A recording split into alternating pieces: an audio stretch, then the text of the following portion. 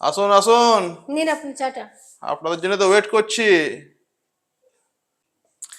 আপনাদের টাকা বহুদিন ধরে বাকি আছে। মানে আপনার হাজবেন্ড মোটামুটি আমার কাছ থেকে 2 বছর আগে টাকা নিয়েছে, 20,000 টাকা। সেই টাকাটা এখনো পর্যন্ত আমি কিছু কিছু পেয়েছি, সুদ পুরোটা পাইনি। 3 থেকে 4 মাস সুদ পাইনি। বলি ব্যাপারটা কি? ঘর দুয়ার তো বেশ ভালোই করেছেন, তোমার টাকাটা কি হলো? চা খেয়ে তো আর কাজ হবে না। হ্যাঁ বাবা, টাকাটা আপনার দিয়ে দিবে। বৌমাকে বলে তো কোনো লাভ নাই, ও তো কদিন এসেইছে আমার ঘর।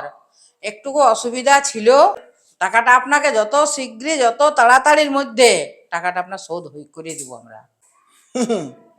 একটু একটু করে মাসিমা, মোটামুটি বহুদিন হয়ে গেল।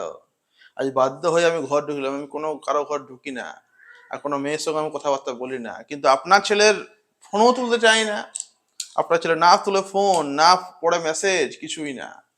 নেক্সট টাইম যদি টাকা ঠিক টাইমে না পেয়েছি, গন্ডগোল করতে আমি ছাড়বো না। শুনুন, ধমকি দিবেন নেই। আমি ব্যাপারটা বুঝেছি, আমার হাজবেন্ডের সাথে কথা হয়েছে।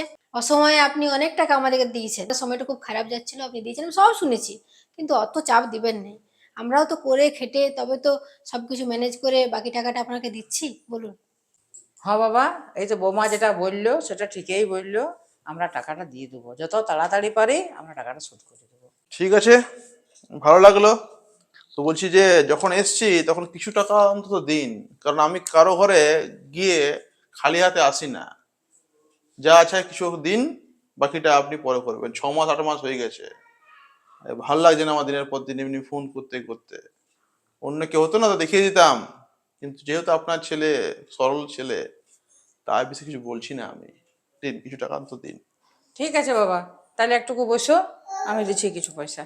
দেখি কিছু কত জলদি। আছে হুম হুম হুম, দেখছি। নিয়ে আসুন। হ্যাঁ দেখ, এই এই এই পয়সাগুলো আমার কাছে ছিল। চল এগুলো যদি লাই তো দেখবো। দাঁড়াও, আমারটা আমি আনছি, একটু দাঁড়াও।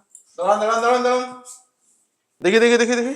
দেখো বাবা, এই পয়সাগুলাই আমাদের কাছে আছে, এর বেশি আর পয়সা নাই ঘরে।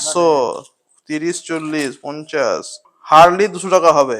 হুম, 100 টাকা নিয়ে গেলাম। কারো হাতে, কারো বাড়ি গেলে আমি খালি হাতে যাই না। 100 টাকা নিয়ে এসেছি, বাকি টাকাটা পৌঁছে দেবেন জলদি করে। লেট করবেন না, লেট করলে আপনাদের কিন্তু ক্ষতি হবে, বলে দিচ্ছি। ঠিক আছে বাবা, পৌঁছাই দেবো। ঠিক।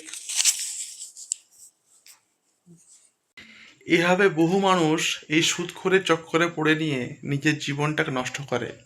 তারা বাড়িতে আসে, বাড়িতে এসে নিয়ে তারা বাড়ির লোকজনকে ধমকি দেয়, টাকা পয়সা চায়।